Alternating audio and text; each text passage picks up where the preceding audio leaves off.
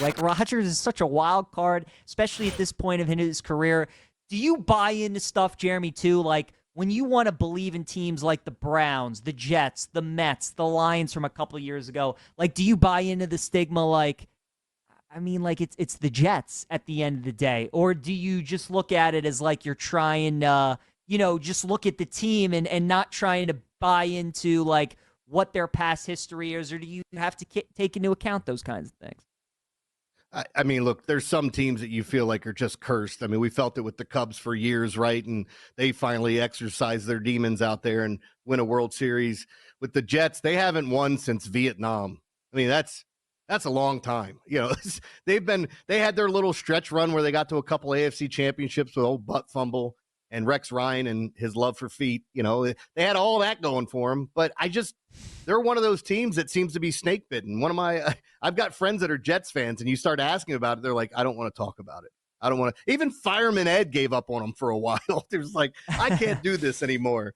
But yeah, I mean, some of those teams do feel that way. Like the Cowboys are kind of starting to turn into that team where we just kind of expect them to lose in the playoffs, right? It's just, yeah.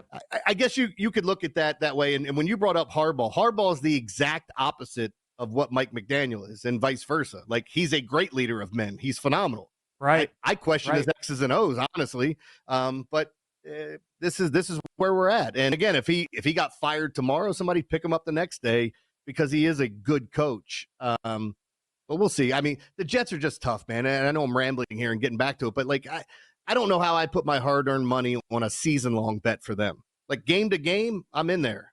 I don't want to bet anything season-long on them. And I thought I was going to take them to win that division.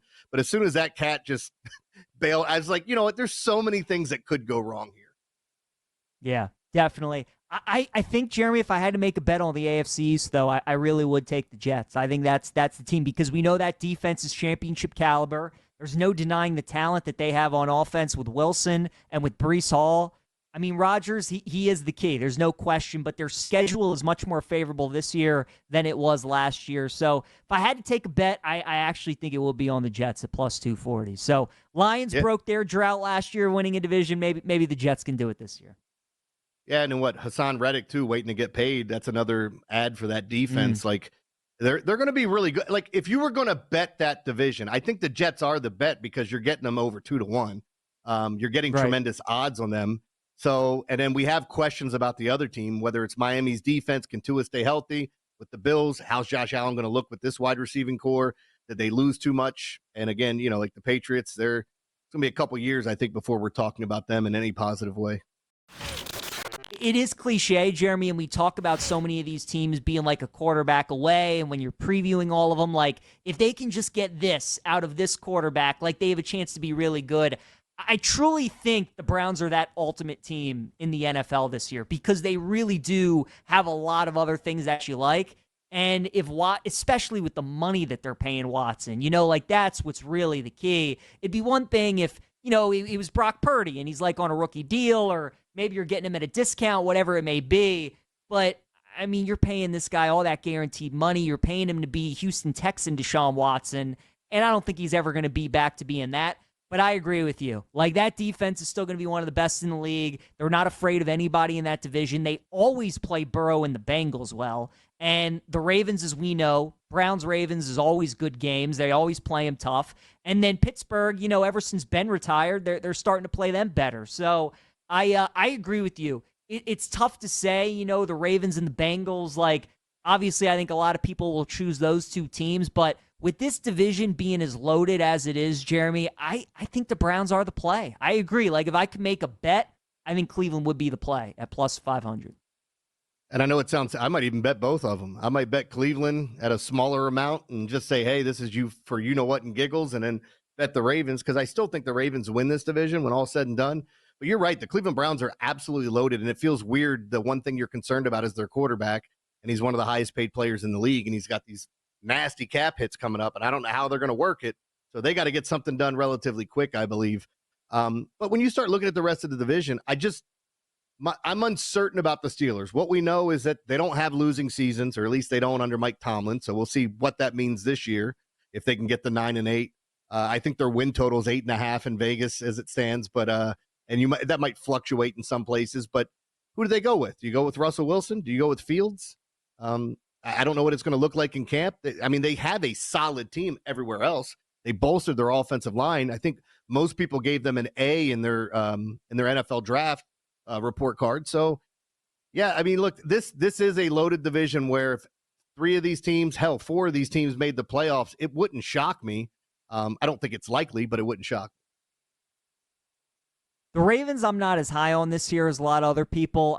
We had the conversation about Tua last segment, and like Lamar's health is a concern for me, right? I mean, when he's healthy, Jeremy, he's played 3 full seasons in the NFL. He's won MVP 2 of those 3 years. There's no question what he can do when he's on the field, but I question the other 2 years. You know, he's entering year 6, and 2 of those 6 years, he was unable to play like a third of the games. And obviously, with Monken now as the OC, they're not trying to run him as much. You bring in Derrick Henry to take in some of that punishment. I think Rashad Bateman is a name that, you know, like in fantasy football especially, that's a guy I would look at. I think he's primed to have a big year. Certainly got Andrews and Likely there, and obviously Zay Flowers still. And then defensively, what makes the Ravens really good is they're so strong on all 3 levels. You re-sign Mattabuki, who's awesome. Roquan's obviously a beast. And then Kyle Hamilton might be a top 5 player in football, period, like in any position. He is unbelievable. The thing is that they're a little thin now in the secondary. Like, as you know, Marlins have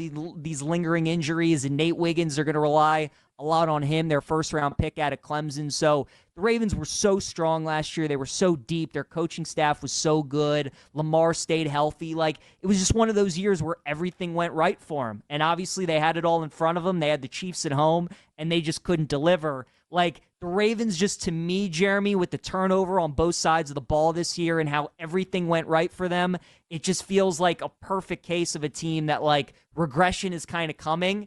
And with some of these prices that you can get for them to, like, miss the postseason or be a wild card team or go under their win total, whatever it may be, some of these alternate numbers, like, I think that'd be a team that I would look at. I just, you know, like, I think that's a team that I'm concerned about the Ravens for this year. Not saying I don't think they can make the playoffs, but some of those prices for them to miss, like, I don't think they could be terrible bets. And so the Broncos, I know that you've said you think they're going to be the worst team in football. So what is it about Denver that you just, like, don't like this season? Well, there's a lot of things, but I also think with Sean Payton, they've got all that dead money on the cap, and this is the year to get through that. And I think getting a high draft pick and trying to find your quarterback, they buy into Bo Nix, which I don't. But I think they've got 4 quarterbacks there, and I honestly think they have none. I don't like any of the guys there. But, you know, when you look at this Denver team with Sean Payton coming in, I think there's going to be some wholesale changes, and they're going to have that huge dip, and then you're going to see the rebuild and everything that's going on, and they're on their way up because Sean Payton's got, with his contract, he's not worried about getting let go now. They just got rid of Russell Wilson, so this is their guy that they're going to go with.